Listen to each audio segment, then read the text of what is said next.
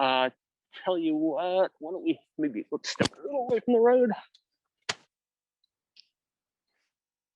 A lot of the trees. Are we live? Yep. All right, good afternoon. Thank you for joining us today. Thank you for taking time out of your Sunday to join us for our latest tree partner walk here. We are at the beautiful North Park Village Nature Center, roughly Peterson and Pulaski here on Chicago's northwest side. We're gonna have some time between trees to talk about the history and other aspects of North Park Nature Center. And I would like to thank Lucia Whalen, tree keeper Lucia, behind Natural Areas Manager of North Park Village. Bob, you want to take a minute to introduce yourself, and then we'll dive right into the trees here? Yeah, I'm the Natural Areas Manager for North Park Village Nature Center. We're run by the Chicago Park District. And we've been doing woody plant. It's typically dormant tree ID, how to identify trees in the winter. And this winter we had started to do that. And that day it was a blizzard. So we had to postpone. And so now we're doing it at a time of year which is somewhat ephemeral. A number of trees are starting to leaf out. They're starting to flower. But we'll still talk about a lot of the aspects that you would use to identify trees in the winter. And then we'll go from there. Yeah. Great. Thank you for that. And a little order of business. My name is Al DeRue. I'm a certified arborist, and I am the Tree Keepers Program Manager for Open Lands. Invite you to check out our website to learn about the various aspects of Open Lands work, including advocacy, building school gardens, our forestry program, which has really grown a lot in the past couple of years. And a note, if we have any certified arborists on this, we are able to offer you CEUs. And just please put your name and email in the chat feature. Or if you know me already, you could just email me and I will take care of that next week. And should we get around and talk about some trees here, Bob? I think we could. So first I wanted to mention some things that are on paper, and hopefully we can close in on it with the camera here. There's a number of things that we look when we're identifying trees when the leaves aren't out. And because when the leaves aren't out, you know, how do you know what it is? And so we use things like the bark for sure. We'll use the twigs and what they look like. We'll use the buds that are on the twigs and what they look like. And we'll use the overall form of the tree and where it falls in the landscape. So all of those are helpful in, you know, trying to identify trees. There's a little drawing here that was done by May Thielgard Watts when she was at the Morton Arboretum, and I wanted to show you a close-up of a twig because there's the terminal bud at the end. There are often leaf-like structures that protect the bud. They're called bud scales. And then where the leaf used to be on the stem and it fell off, it leaves a scar. It's called a leaf scar. And then within the leaf scar, often you'll see little dots, and those are pores that are called bundle scars. And that's how trees transport, when their leaves photosynthesize, then they transport sugar and water into the limb of the tree. And then there are lateral buds. There are growth rings, and that's the point where the limb ended last year. And so anything from there forward is this year's growth. But those are all little details of a twig that we can look to help identify trees.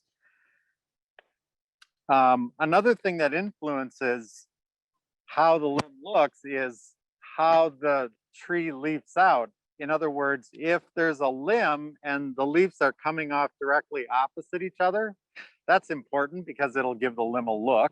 And if they're alternate, sort of like every other down each side of the stem, you know, then that's alternate. And there aren't that many tree species that are opposite. And we've used an acronym in the past to describe, to make it simple. If you see a tree that it looks like the limbs are opposite, we've used an acronym called MAD bucking horse. The MAD is for maple, ash, and dogwood. They're opposite. The bucking is for Buckeye, and the horse is for horse chestnut. So if you see a tree that it looks like the leaves or at least the twigs coming off are opposite, it might be one of those 5, or it's probably something else. So that's important. And then the other thing I wanted to show you was how leaves are formed. They can be like oak trees where it's just one simple leaf, and the leaf is that is the leaf. They can be compound leaves, which means it's a stem with leaflets coming off of the stem. So this entire structure here is one leaf, and each of these are leaflets. And then once you have a compound leaf, it could be what's called palmately compound. And that would be like the fingers on your hand, they're kind of coming off of one center point. Or it could be what is called pinnately compound, where they're coming off the stem opposite each other. Again, this whole structure is a leaf, and each of these is a leaflet, and that's pinnately compound. And we could go one step further, like on the first tree we're going to show you today, Kentucky coffee tree, where they're bipinnately compound. So again, that whole structure is the leaf, and it has stems going off with leaflets on either side of them. I'm still not getting any audio. This entire structure here is the leaf.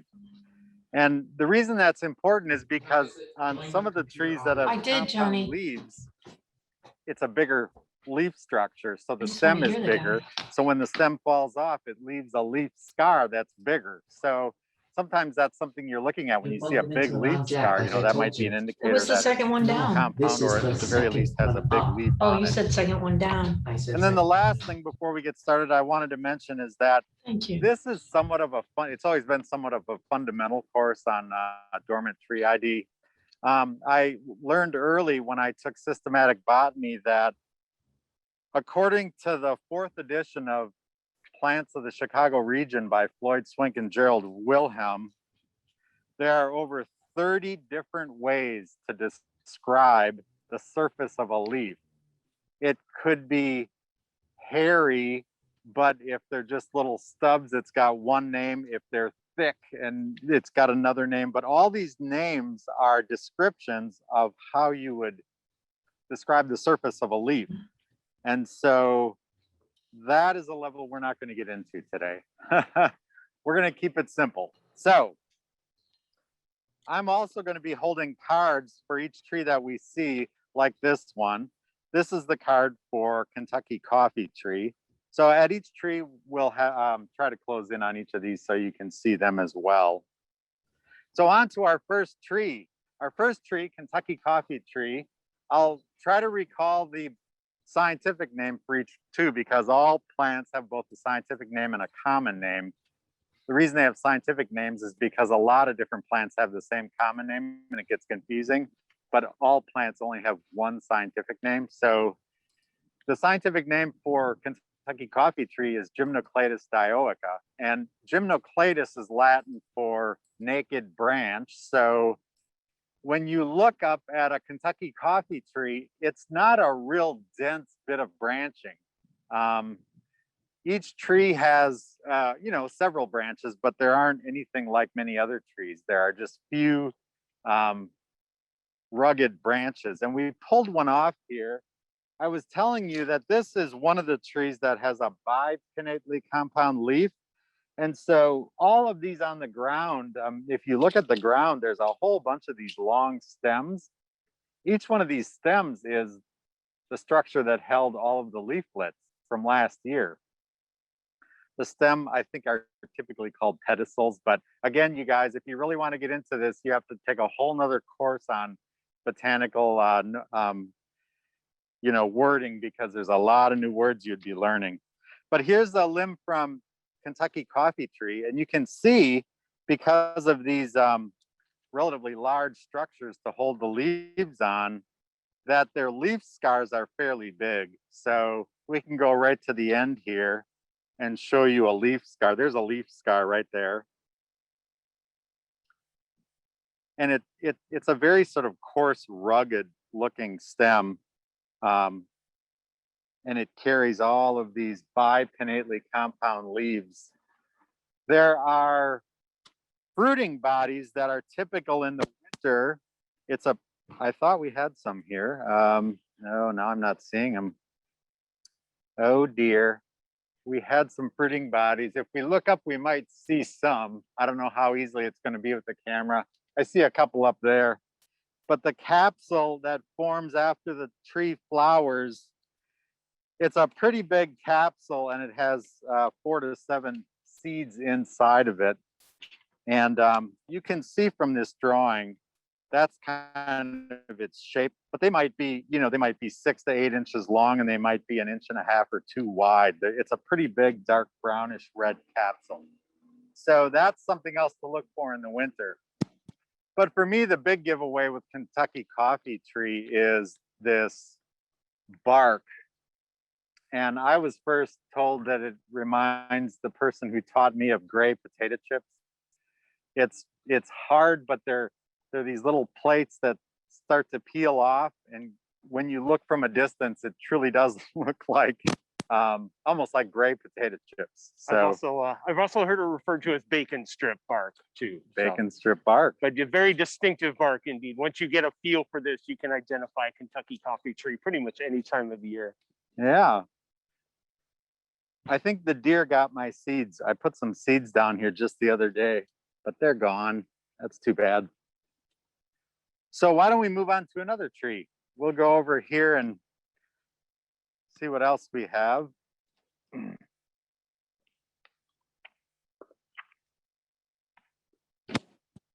This is a smaller example. This one is Aesculus glabra, and that is Ohio Buckeye. And Ohio Buckeye, again, it's a common native tree. It grows readily in the nature preserve here. Now, again, this is the buck of mad bucking horse. So this is this tree is opposite, and it's obvious when you look at a limb. You can see the twigs are coming off either side, directly opposite each other, and that's very distinct. Now, these guys, since it's spring already, the buds have popped and they're pretty big and fat already. This terminal bud. I wanted to describe, if it would have been a few months ago, what it would have looked like in the winter. And it's a pretty big, prominent terminal bud, and it's about a half inch long, and it's smooth. It might have a little waxy coating, but it's distinct, and it's relatively big, and that's something to look for in trying to identify this tree. This tree is closely related to the horse chestnut, and the primary difference is that bud in the winter on the terminal bud is smooth, and on horse chestnut, if you touch it, it's full of resin and it's sticky. So that's one way to tell one from the other. On young Ohio Buckeyes, the bark looks rather just scaly. It doesn't have deep furrows like many other trees. It's just sort of bumpy and light gray, and that's typical of Ohio Buckeye. Ohio Buckeye, as you can see from this drawing, it's a palmately compound leaf. So the leaflets come off of the stem, and there's generally 5 leaflets, like rarely 7. Whereas on horse chestnut, you'll see 7 to 9, and that's another giveaway in the summer. And then in the winter, the fruiting bodies are often seen on the ground, and it's a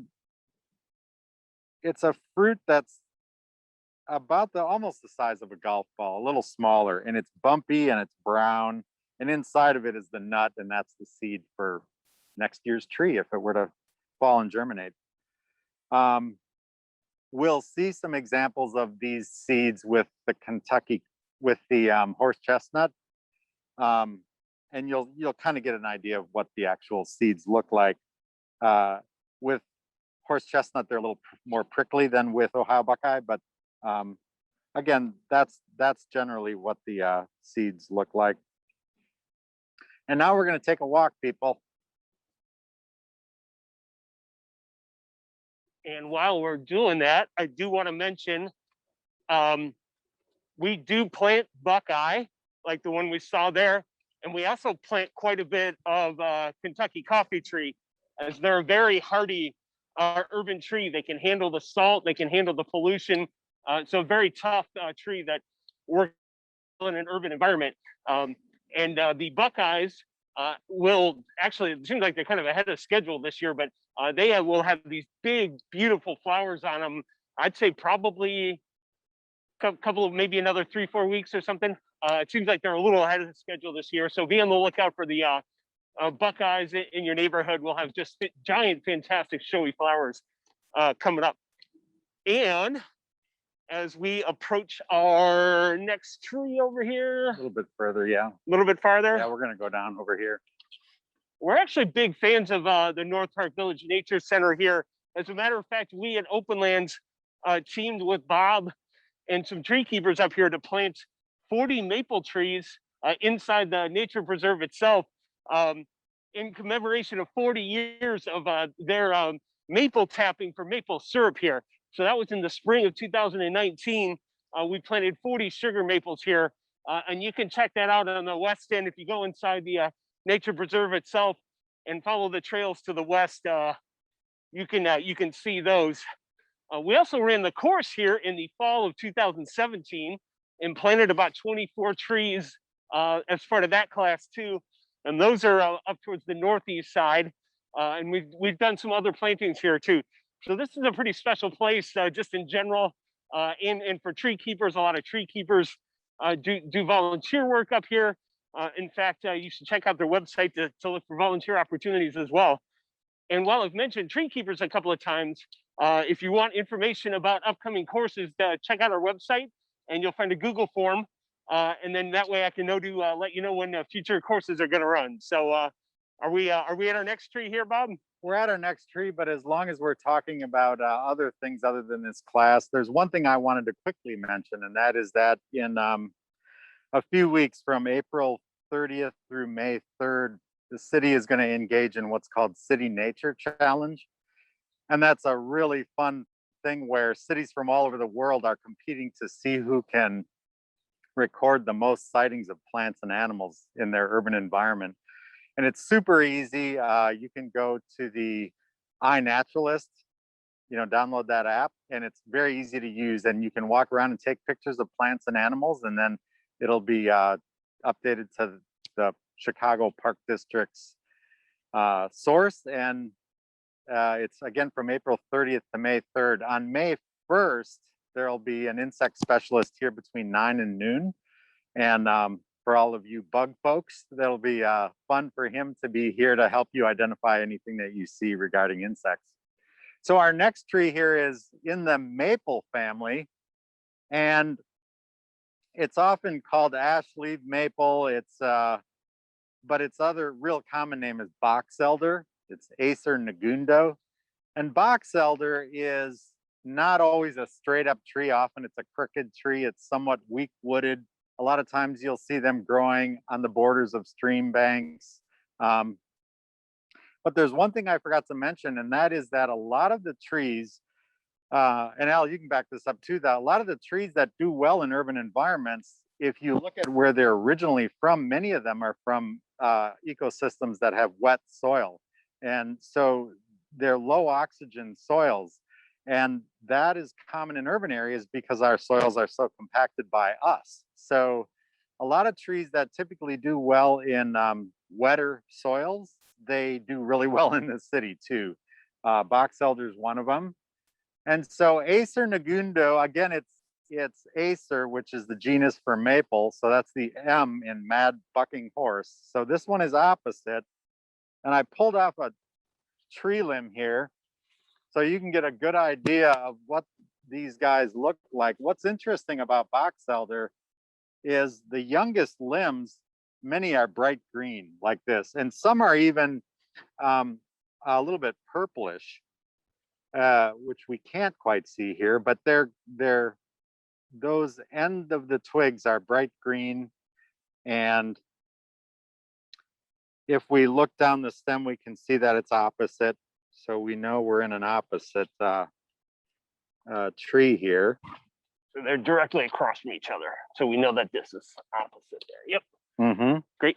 So here the greenish, even to reddish, greenish to reddish twig ends. Often it's covered with a waxy bloom that you can rub off with your fingers. And the fact that it's opposite, those are two big giveaways.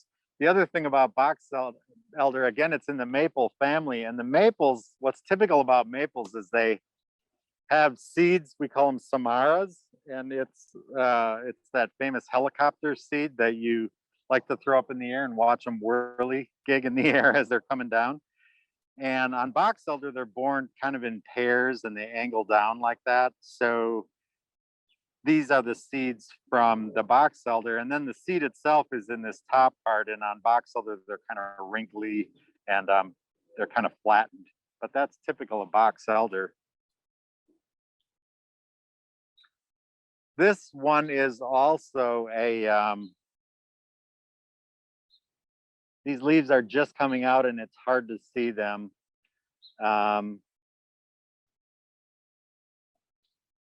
It's actually a compound leaf.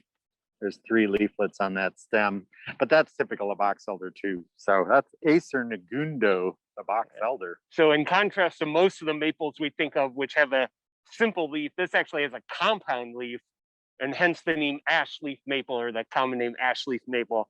And yeah, you will find this. It's not a particularly elegant tree in terms of its overall form or growth habit. We would say it's usually kind of a little bit messy, a little bit scraggly. And yeah, you will definitely see these out and about. And yeah, abandoned farms along the roads, you will definitely see these around. So what's our next tree, Bob? Yeah, well, first of all, that big one that's angled over there, that also is a box elder. I know that they're weak wooded, and I wonder if that might be why they have a tendency to not always grow up perfectly straight. So, all right, our next tree is down this way. And while we're walking there, in anticipation and preparation of the BioBlitz that Bob was talking about, we are actually having a workshop on the iNaturalist app this Thursday evening. That's a remote workshop, so you can enjoy that from home or wherever you might be.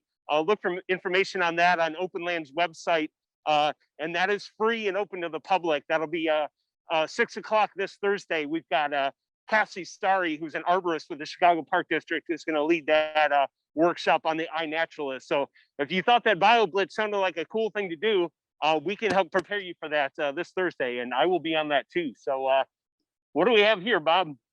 All right, our next tree is the Eastern Cottonwood. Its scientific name is Populus deltoides because its leaves, if I could pull out this other card for you, its leaves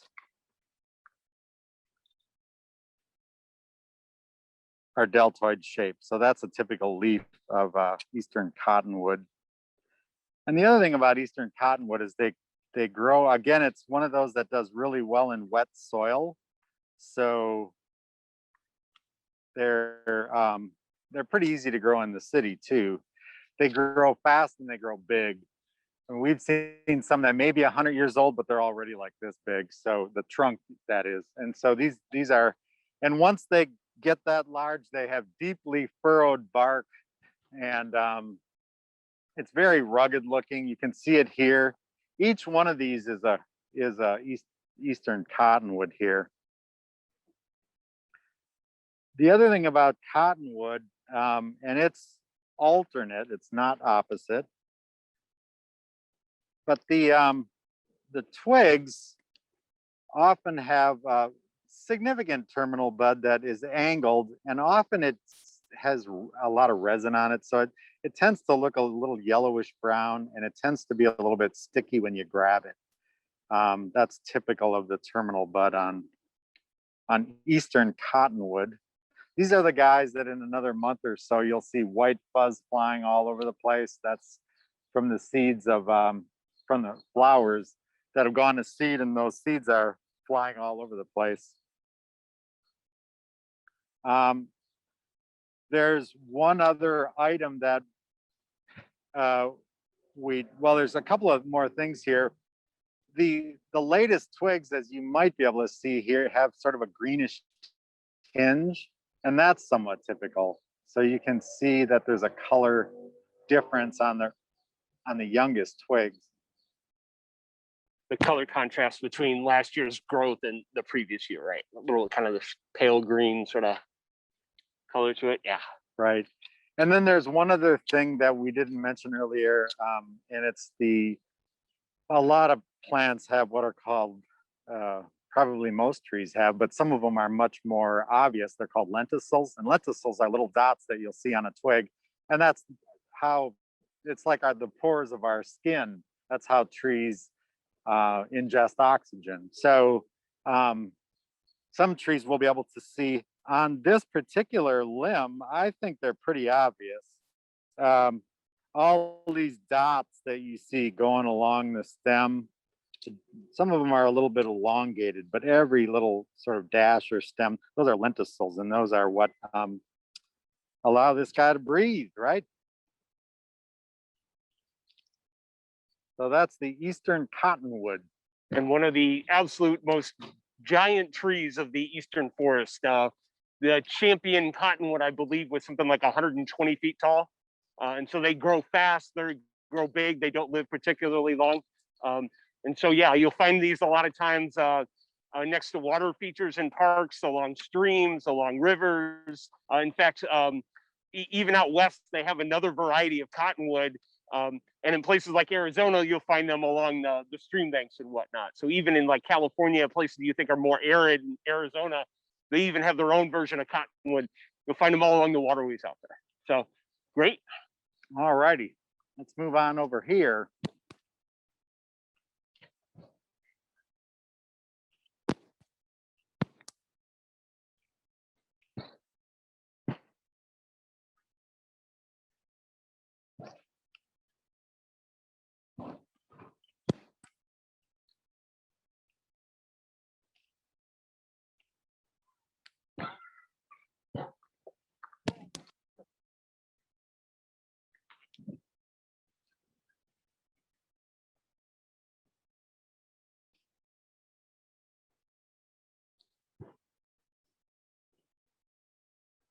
And what do we have here, Bob? Here we have a red maple. This is Acer rubrum.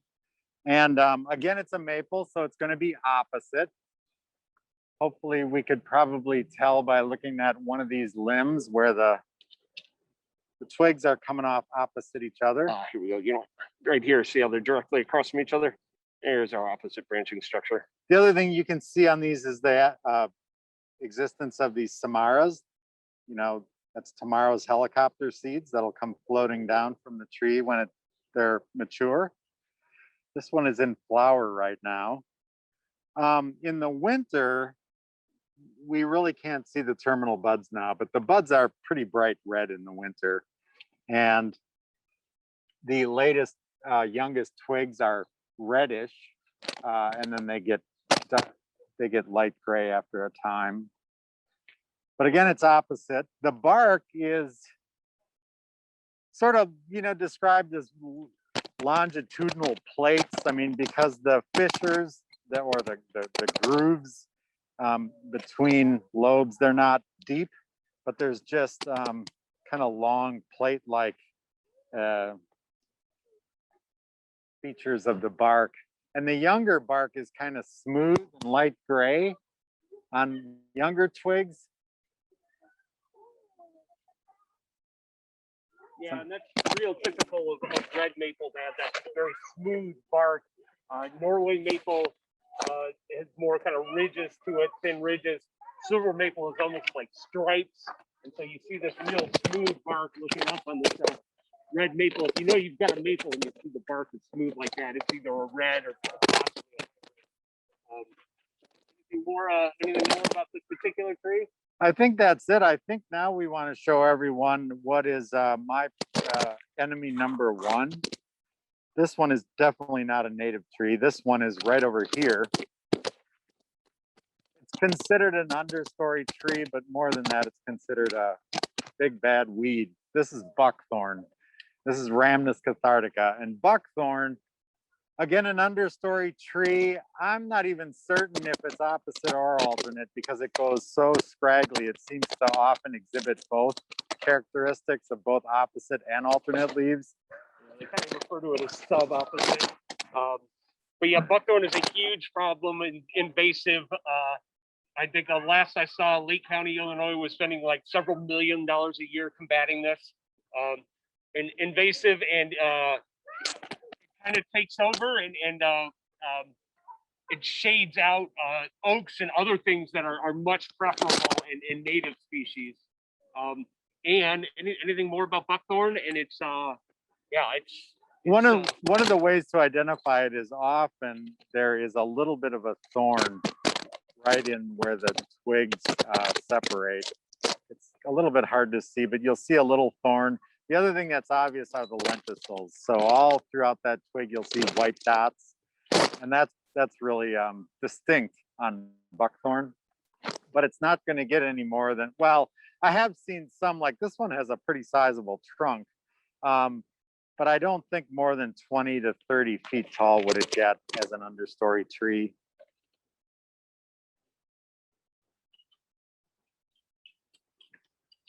There's something about the...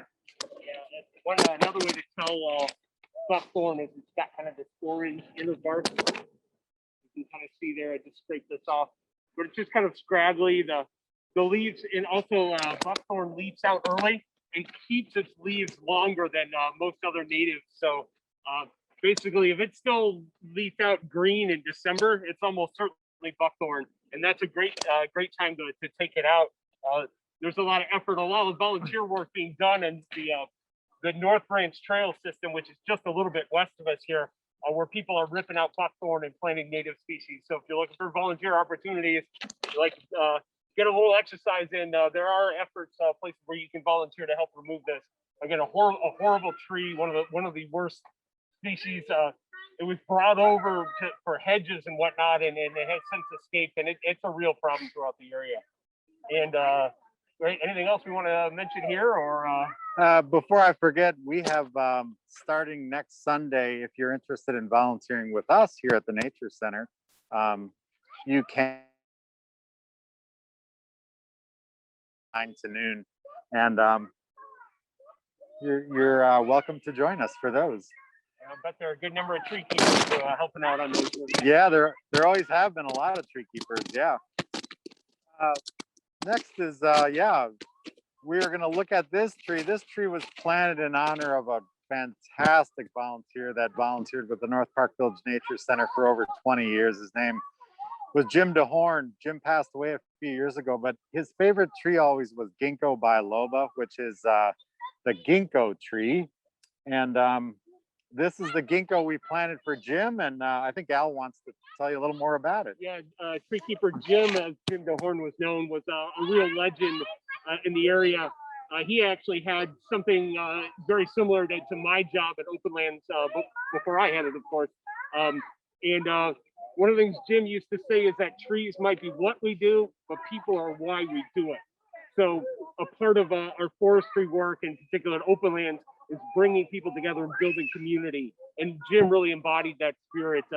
He was kind of a rugged, kind of Viking-looking person, but really a kind soul. And this was planted, I think we decided 2 years ago. I think it was in May 2019. And so, yeah, Ginkgo Biloba here was one of Jim's favorite trees. Oddly enough, ginkgo is not known to support much wildlife. It does, however, make a good urban tree because it'll handle the salt and pollution. Some of the older ones, decades ago, they actually would plant some of the females, and the fruit on them there are pretty intensely aromatic, I guess you could say. Some people think it's good, some people don't. You can smell them from 2 blocks away in the fall. There happen to be some in the park across the street from me, and I won't even bike down that block because I don't want to get the fruit on my bike tires. And another thing, once this does leaf out, the leaf is this fan-shaped specialized needle. And so that doesn't help us now, but once you know that needle, you can tell Ginkgo Biloba, and they grow on these little stubs, which you can kind of see here. I can get my hand in there. the leaves will actually grow from these little stubs here like that. So that will a little fan-like leaf will come out of that. Oftentimes these ginkgos will have multi-stem trunks, and they've got kind of that ashy gray bark, which will get a little bit thicker in winter. Cool thing about ginkgo is this species is actually about 250 million years old. So it's something a bit of a dinosaur. And so, yeah, you will see them around town. And they have this really beautiful kind of golden yellow fall color as well. So something to look forward to. And that's not all I got to say about ginkgo. So where's the next tree, Bob? You know, I just wanted to say, I recall learning that in the fall, they have a yellow fall color. And it's pretty, but unlike other trees, often just given 1 or 2 days, all the leaves will drop all at once, which is kind of unique. It's kind of a cool phenomenon that it just loses all the leaves in like a real short period of time. All right, let's take a walk over here.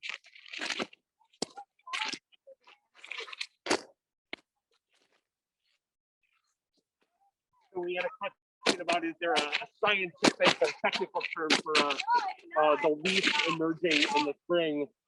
And I don't know the answer to that. I don't Somebody either. just asked me a question I don't know the answer to. Who was that? Find out who that was. That's Jim. That's Tree Keeper Jim. How you doing, Jim? I will look into that and see what I can turn up. And so, you know, while that was Tree Keeper Jim asking that question, normally when we do this in person, we would want everyone to feel comfortable chiming in with their comments and their stories and asking questions. So if anybody does have any questions or anything they want to contribute, please use the chat for that. Lucia can relay those questions to me. There might be some other tree keepers on this call too who can answer questions as well. But please, everybody should feel very welcome asking questions, sharing your stories, and all of that. So we can have a group discussion as much as possible. So thank you for that question, Jim. And We're heading over here. the Nature Center here today. It's great to see.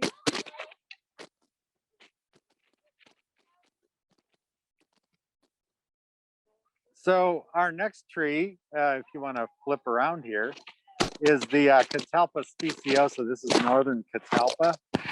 Catalpa is a really beautiful tree. It's even been described as somewhat picturesque because it'll not always be straight up. It might be contorted. This one is starting to look that way. And then the branches aren't,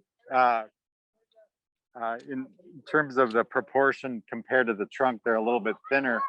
But this tree, I believe, is whorled. Yes. So it's kind of opposite, but with more than 2 leaves that come off. And let's try to find you an example. So in distinct from being alternate or opposite, it actually gets 3 leaves from a single node, if you want. I'm trying to find it. Aha, here we go. So right where my finger is, you've got one there, one here, and then another one underneath here. So 3 leaves from one spot. We refer to that as whorled. So it's not opposite in terms of branching structure. It's not alternate. It's whorled. And Catalpa is really just about the one example of that, as all tree keepers who take the course and the final exam can tell you. And so we do plant a little bit of this. Another very tough urban tree. You'll see big heart-shaped leaves on it, giant heart-shaped leaves. And beautiful flowers, which I would expect to bloom in maybe about another month to 5 weeks. Really pretty flowers on it. They're kind of a scraggly mess when they're young and really need pruning. And that pruning of young trees is a specialty of tree keepers. We call that the structural pruning. And so instead of growing out and all over the place, you're really training the tree to grow up and out. So instead of just branches going all over the place, which young catalpas do, really get them to grow up and out in terms of the growth habit. And then the catalpas will do great in an urban environment from there. So what do you got there, Bob? Well, the thing we mentioned was that leaf. That leaf that's somewhat heart-shaped can be almost as big as a soccer ball in terms of its dimensions. It's a very big leaf, so it has a very big stem holding it, which again means there's going to be a very big leaf scar on the limb. And these leaf scars are very prominent. They tend to be somewhat round with kind of a flat top, and then you can see the bundle scars that go inside of that circle. And most recent limbs are greenish in color, and you can see little dots all over them. Those are the lenticels. So that's typical of catalpa. The one thing about catalpa in the winter that just is a dead giveaway for it is when the flowers go to seed, they create these really long, some people call them cigars. It's a long capsule, and all the seeds are inside of it. But these are some actual capsules that came off from last year's trees, and you can see how long they are. They're very long, and inside of each one would have been any number of seeds. And they'll hang on to the tree through the winter. I don't know that there are any left on this tree from last winter, but if you were here when we would normally do dormitory ID in the winter, you would see these long capsules. So that's a real good giveaway for catalpa. And so native species that we do plant a little bit. Good, I guess, a tough urban tree. There's quite a number of these on Logan Boulevard for any of you who say bike or walk that. And so you'll see these up and down the boulevard, and you'll see these around town and in parks and forest preserves as well. So you will see these out and about. So, and they're beautiful white flower that Al was talking about that might occur in another maybe month and a half. If you cross over Pulaski Road from where we are, there's a cemetery and it's full of catalpa. So early June, if you look over there, you'll see some beautifully white flowered trees. You know, it's funny you mentioned that cemetery, because as often as I biked up and down Pulaski, I actually live a couple miles south of here. Last summer, I happened to bike up Pulaski, and I looked over at that cemetery. I'm like, look at all the flowering catalpas in there. And I went in there, and there are dozens and dozens, maybe 50 or 60 catalpa in a cemetery, basically directly across Pulaski from here. It's going to be super cool. I go there and take a picture. I took some pictures there last year, just absolutely fantastic. Normally we don't like monocultures, but we'll give that one a pass, because the seeing all the catalpas there flowering with some of the petals on the ground, super cool. And so let's head on over to our next. We want to walk where these guys are standing, so excuse us, you guys. Sorry. Go ahead. Go for it. We're gonna walk right over here, and we're gonna talk about this tree right here. But I gotta tell you, Al, before we talk about it, I just want to give it a hug. This is my favorite tree. This is Quercus macrocarpa. This is the bur oak, and this is a relatively young bur oak. One of the things about oaks that gives them away right away is they tend to have lateral buds and the leaves that come off near them, all near the terminal bud at the end of the twig. So these are starting to leaf out. But if you had seen this a month or two ago, you would just see a whole number of clustered buds at the end of the twig. So clustered buds, that's a giveaway for oak trees. That's one of the things to look for. And you know, another thing to help you identify bur oak are the thick ridges, even on some of these young branches. It's really thick ridges you can see here. So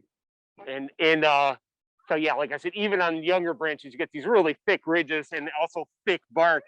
That's an adaptation to help it survive fire, because fire, of course, is part of the natural cycles, especially for prairies.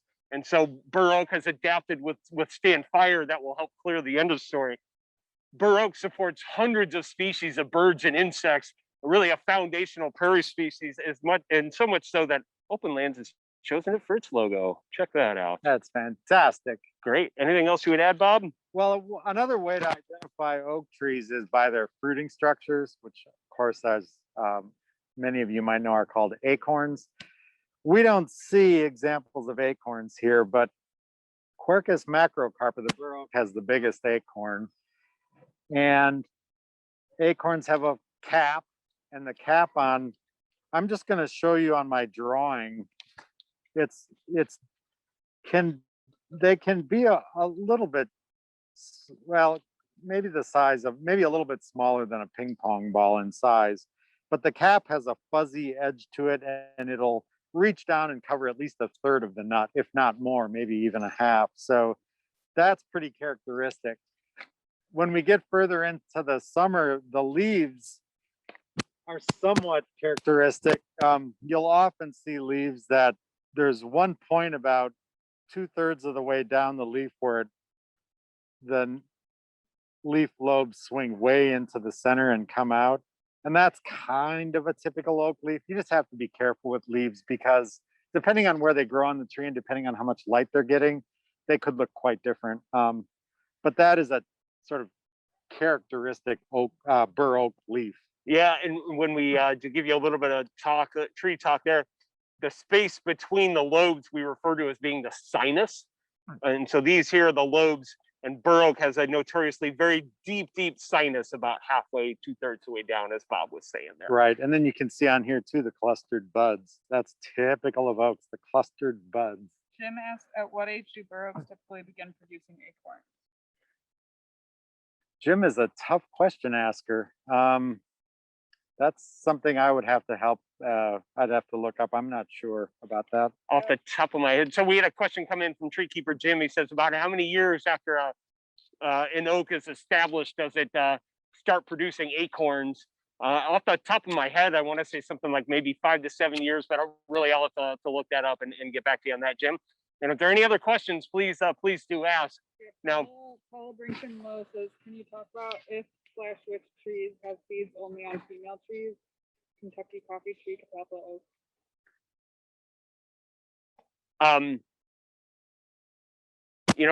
So we had a question come in that was asking the seeds on, really the distinction for trees is some of them have have the male and female on the same plant, and some of them What's have the word for distinct that? male and female. Yes, the Monoecious?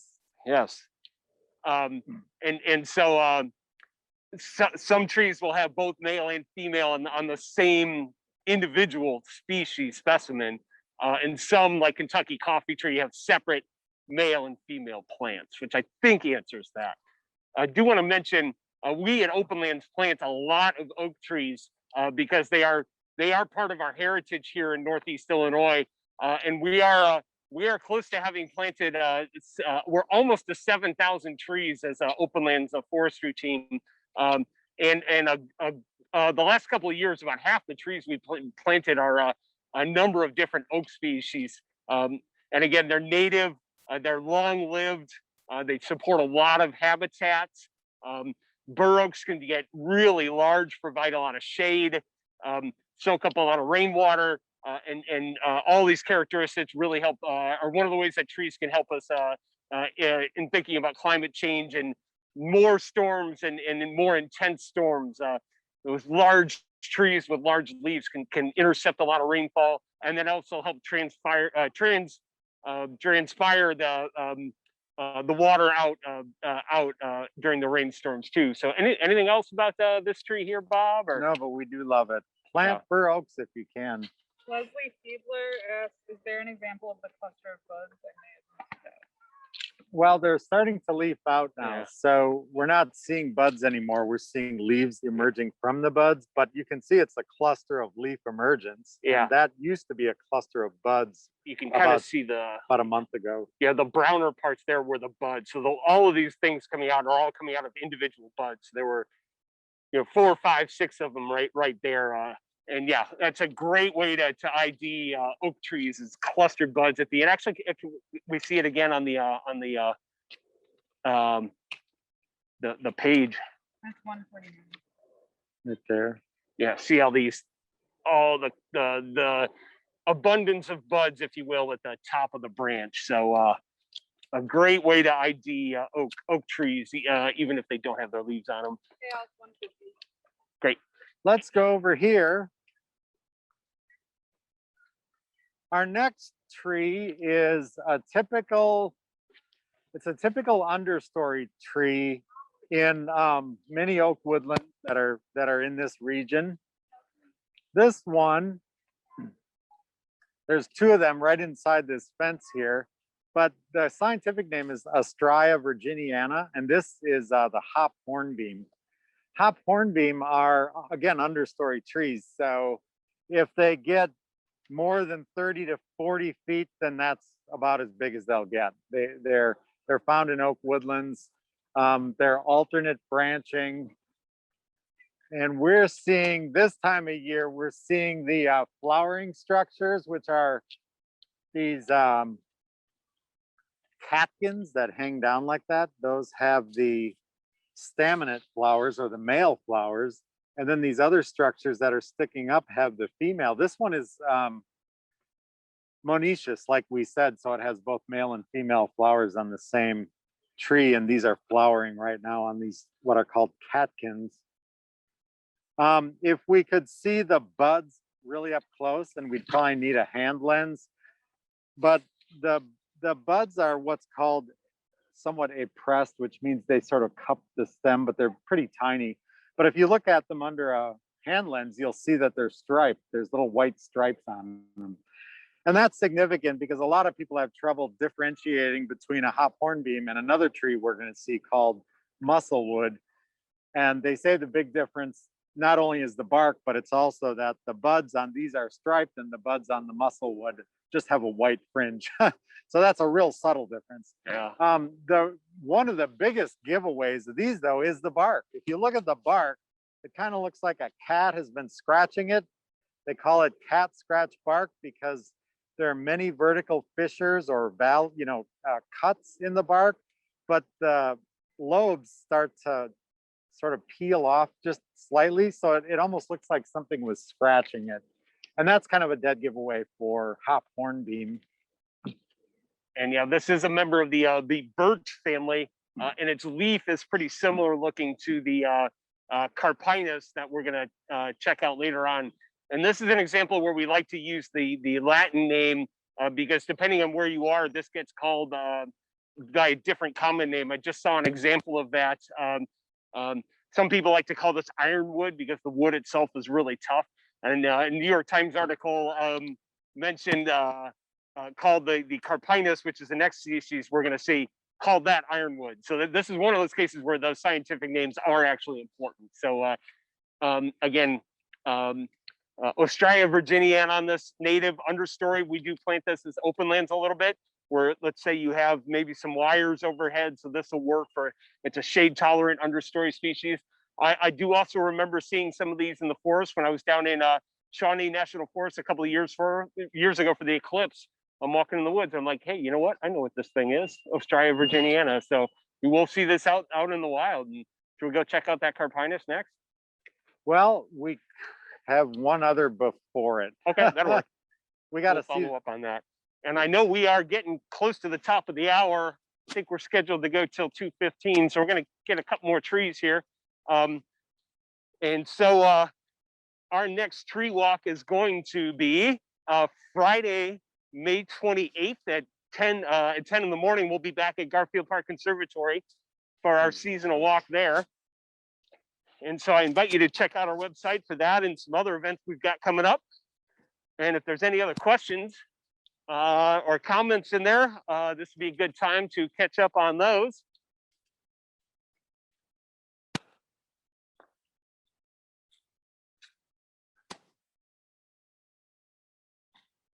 So our next tree is the one we mentioned earlier. It's closely related to Ohio Buckeye. It's not native to the United States. It's native to the Balkan Islands, areas around Greece and southeastern Europe. But this is Aesculus hippocastanum, or horse chestnut. But just like Buckeye, it's opposite. So this is the horse in Mad Bucking Horse. And these big buds that are now starting to open and expose the leaves, if you touch them, they're very sticky.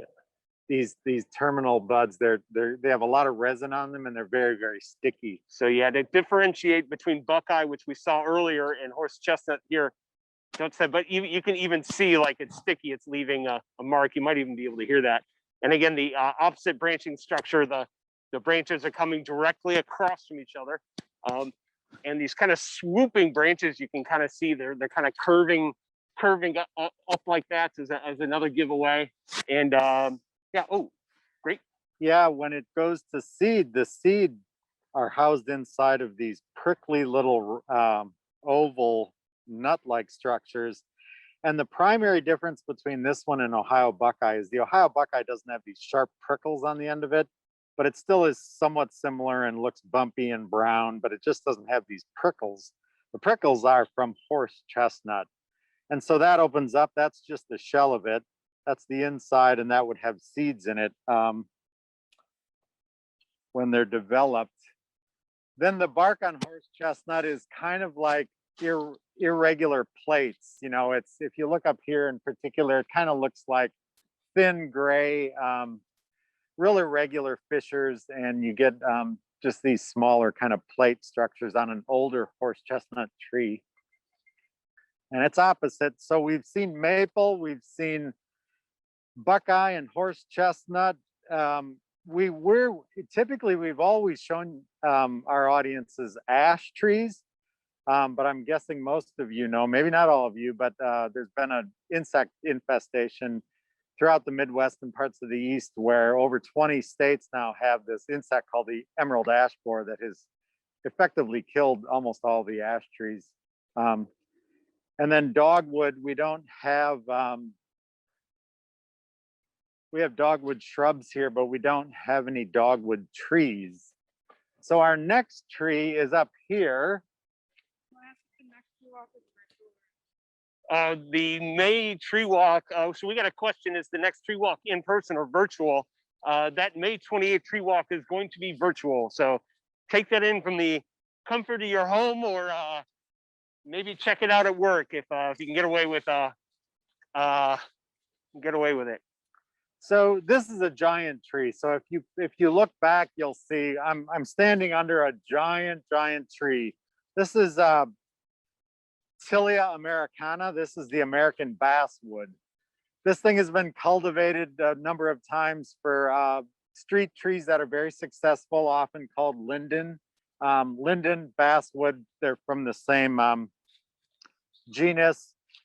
What's typical of American basswood is often it sprouts prolifically from its base. So once it gets mature, it's a multi-trunk tree. This one, you're seeing two giant trunks. There was a third that broke off a few years ago, but that's typical to see it multi-trunk like that. That's typical of basswood. Basswood is alternate. It's not opposite.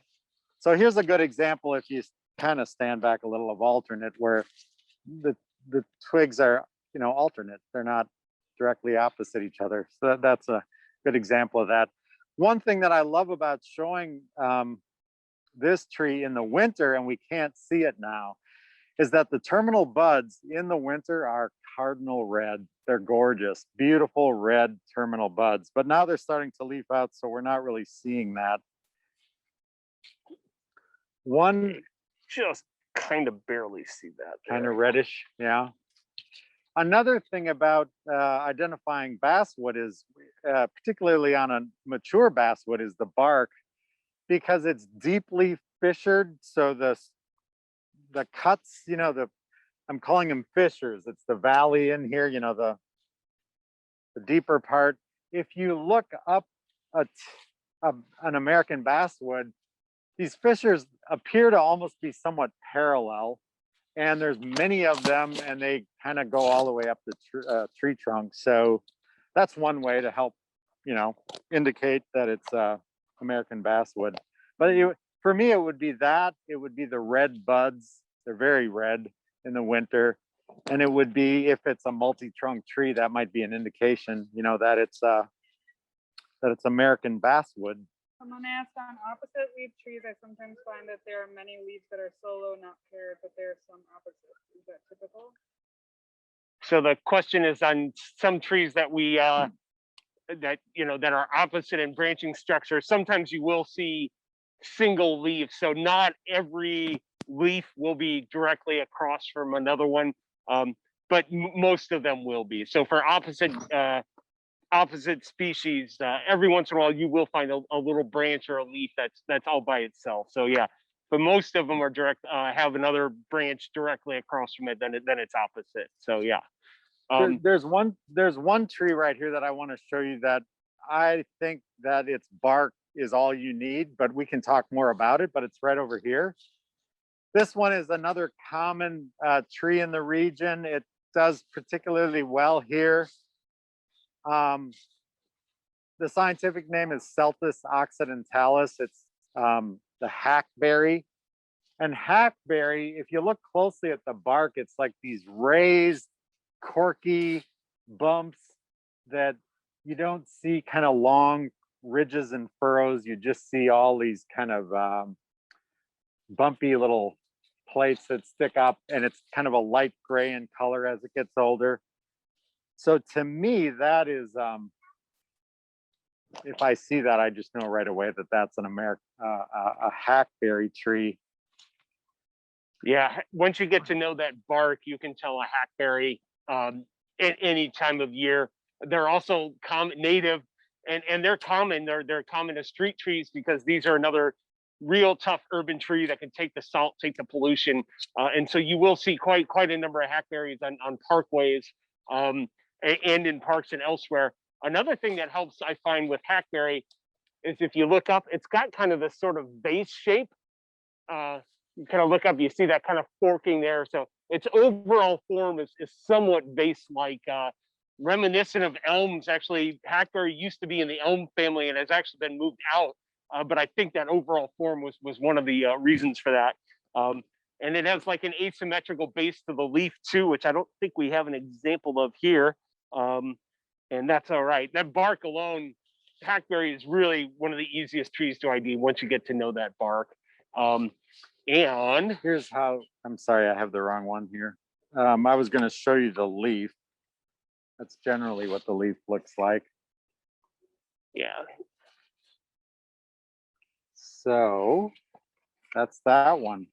and you know what? We've got another species with pretty distinct bark right next to it here. Yep, we were going to go to this one. We talked about this a little bit earlier. This one, the leaves and its overall form can often be mistaken for a hop hornbeam because, again, it's a smaller understory tree in oak woodlands. And so if it gets more than 30 feet, that's a big example. But this is Carpinus Caroliniana. This is the blue beech. It's also fondly called musclewood because if you look closely at the trunk, it's smooth gray bark that as it ages, it gets sort of rippled, and a lot of folks describe that as looking like muscle. And so this one has the common name musclewood. Yeah, and one of the common names, blue beech, is also a reference to that smooth bark. But I actually kind of don't like to use that because it's not actually in the beech family. So it's somewhat misleading. It's actually in the birch family, like the Astraya Virginiana we saw over there. And this is the tree in that recent New York Times article that was referred to as Ironwood, which is a common name in this part of the country for the Astraya we saw there. But yeah, some people do like to call it musclewood. And we do plant this at open lands a little bit. Again, understory, shade tolerant species, not going to get too big. And we have some of these in Columbus Park. And I'm trying to think of where else we've planted these. We've planted these in streets as well. So again, native understory species. Someone asked what book/site do those drawings come from? So the question is, where did you get those images you're sharing with us there, Bob? So I'm a little bit of a cheater, y'all. My schooling was at the University of Michigan, and there's a book called Michigan Trees, and well over 90% of them are similar to Illinois. There's also Illinois Trees, so that's a great book with great illustrations. I'm fond of Michigan Trees because I like the illustrations. They're a little more detailed, and so that's where I got that from. I was fortunate that when I went to the University of Michigan, the two people who wrote the book were my professors. So it was nice to have that book with me all the time. The other thing about this tree right now is it's flowering, and these are the catkins. Again, these little structures that hang down that hold the flowers on them. So that's, again, it's an ephemeral time, y'all. You won't see these, but this little short window of time, but they're on it right now. One thing I use for tree ID that's kind of meant to be a pocket guide is this Arbor Day Foundation. And this actually has what we call a dichotomous key. So you're basically picking between two options to try and narrow down what a tree is. And it's got some great illustrations in here too.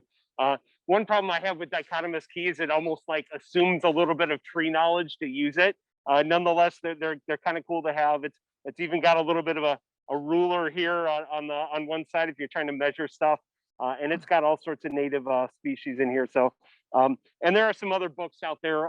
Forest Trees of Illinois is a recent one we've got too. That's just been updated. So there are definitely some resources out there if you're looking for trees. Another one that was sent to me is the Sibley Guide to Tree. Is thick and it's got some good background information as well.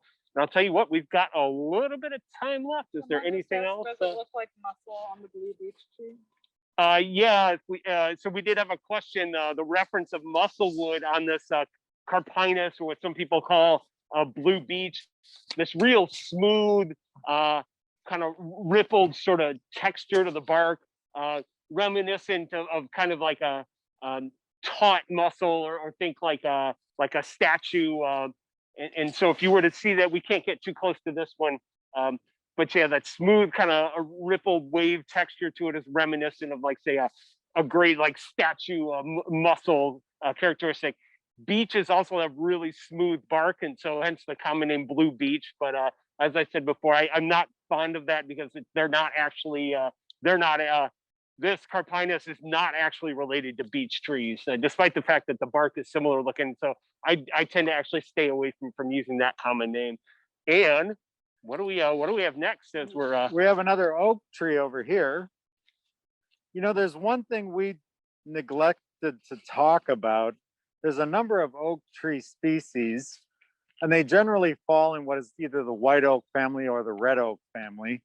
White oaks, their leaves, here's an example of a swamp white oak. But anyway, the white oak leaves, the lobes are more rounded, whereas in the red oak leaves, the lobes would be much more pointed. And we didn't talk about that, but we showed you the bur oak earlier. That's in the white oak family, and those lobes were rounded. They had deeper sinuses on the bur oak than does this next tree. This next tree is swamp white oak. It's Quercus bicolor. The reason it's called bicolor is that when you turn a leaf over, again in the summertime, but you can kind of tell right now where it's sort of a caramel brown on the outside, but on the other side, it's almost much lighter, almost tan. And in the summer, you'll really see that. It'll be a deep green on the outside and almost a light whitish green on the inside. The other thing that's somewhat typical about swamp white oak, again, is they don't have the deep sinuses between the lobes of the leaf. In fact, on my drawing, it just shows that it's sort of a ribbed leaf with little, lobes that go all the way around the leaf. With they really don't have the deep sinuses though. And another thing, another real good ID for swamp white oak, the real long stalk for the acorn, which a lot of oaks don't have. So you can kind of see that in the drawing here. And another way to help you identify swamp white oak is a lot of the branches will have this kind of peeling bark to it. And so if you've got yourself, you've got an oak of some sort, perhaps you saw the clustered buds, which, let's see if we can, cool. You see this peeling bark here, good indication that it's a swamp white. Oaks also readily hybridize. So you might have an oak that kind of looks like a swamp white oak and kind of looks like a bur oak. It could very easily be some of both. And if we can get up close, I think we've got, just saw these, an example of the clustered buds. Where did they go? Well, they're clustered buds that are leafing out. Right here, by the tip of my finger, you can kind of see the clustered buds there that haven't quite leafed out yet. And these guys are starting to leaf out, but again, it's a cluster. Yeah. And I have some examples of the acorns. So I don't know how many you want to know all these words, but this long structure that holds the acorns is called a peduncle, and it's relatively long. And the other thing that I think Al mentioned, if not I will, is that they're typically paired on the peduncle. So you'll often find the structure with two acorns. There's usually a pair on them. Yeah, I But- forgot to mention that. Yep. So yeah, the long peduncle and then pair of acorns. So good ways to tell swamp white oak even without any leaves on it. Jim asked which oak species exhibit marescence, retaining their leaves through the winter. I think Jim learned that word on last month's tree walk in Douglas Park. So thanks again. Tree keeper Jim asks which oak trees exhibit marescence, the keeping of the leaves. Often you'll see that with let's see what is across the street from me. You'll see that in swamp white oak and red oak. And I'm trying to think if there are any others oaks that hang onto their leaves over winter. But yeah, you'll see that especially in younger oaks. Actually, you see that in beech trees too. Although you really don't see that around here because we don't really have a whole lot of beech trees in Chicago area. See it in Astraya. Yeah. Yeah. Astraya Virginia. And Yeah. someone asked, do you recommend any tree ID apps? Do I recommend any tree ID apps? There is iNaturalist, which again, we've got a workshop on that coming up this Thursday at 6 p.m. And I know what are some of those other ones out there? There are some out there, but iNaturalist, which is really kind of community driven. If you're not sure about something, you can post like, "Hey, is this a bur oak?" And somebody will be like, "Yes, that is." Or somebody might say, "Hey, I found this," and then you can help other people ID. That's probably the most famous one I know, and I know there's some others out there that are just escaping me at the moment.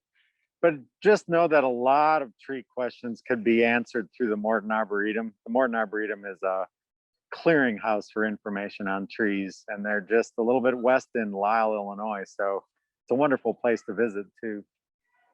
And you mentioned the exfoliating plate. Yeah, this is typical of swamp white oak. This sort of peeling off bark on the younger limbs. That's a giveaway for swamp white oak. Well, we've got a couple minutes left. Should we get another tree species to sneak in, or should we kind of wrap things up? We might be able to get in an American elm. Oh yeah, we should do that. But we don't have a big example. We just have a small one over here. American elm is another one of those trees that typically and historically it was found growing in moister soil, so it could tolerate low oxygenated soils. But then, of course, it was planted up and down many main streets throughout the country, if not the world, because it had this wonderful umbrella kind of form as it matured. And it was gorgeous until the Dutch elm beetle, is that what it was? Dutch elm got it, and then many of them died. But we have an example of a small one here.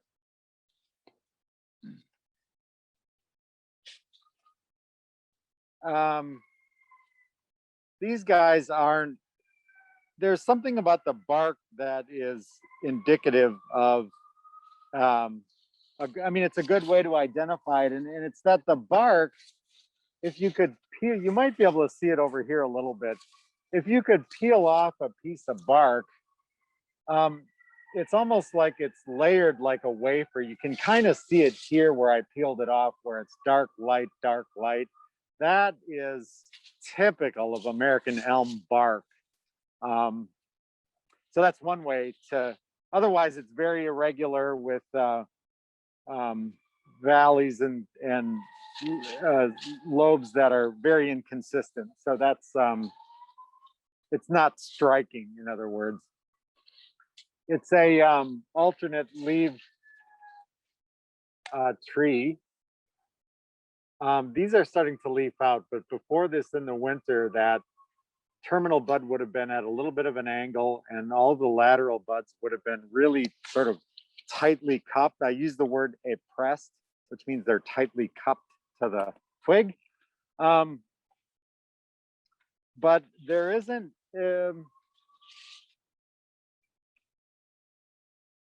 I had, let me see, oh, I have a page for it. And while he's getting to that, you Which I will can find show some, you. while we did lose most of the American elms in this country, 90 to 95%, there are some still around, including in Grant Park in downtown Chicago. They've got some American elms they're treating there. There's also a beautiful 100-plus-year-old elm in Gompers Park, which is just down the road at Foster and Pulaski, which we highlighted on a walk last year at one point. So there are still some American elms out there. So it's kind of cool to see that. Most of what you see now are hybrid elms. A lot of the research that was done hybridizing those elms to make them more resistant to Dutch elm disease was actually done at Morton Arboretum, since we just mentioned that.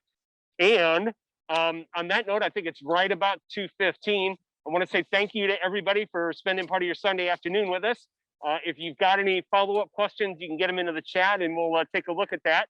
Again, for all you arborists out there, get your name and email in the chat. We're going to get you CEUs for this. Otherwise, if you know me, you can just email me directly. I'll take care of that next week. I want to say thanks to Tree Keeper Lucia with the communications team here at Open Lands for following us around to shoot this. Thanks to Bob Porter, the natural area managers here, sharing his abundant knowledge from a couple of decades on the job here. Again, we are at the North Park Village Nature Center in Chicago's Northwest Side, a great place for trees, just a great place to walk around. And this is now going to be permanently preserved due to some recent legislative action. Check out openlands.org to look to find out more information about what Open Lands is doing in the area. And our next tree walk again is Friday, May 28th at 10 a.m. at Garfield Park Conservatory. We're working on some tree walks for June and July as well. And check out Open Lands website for our other upcoming events. And on that note, thanks again, everybody. And any last questions or comments, I'll be happy to hear them. Otherwise, get outside. Thank you.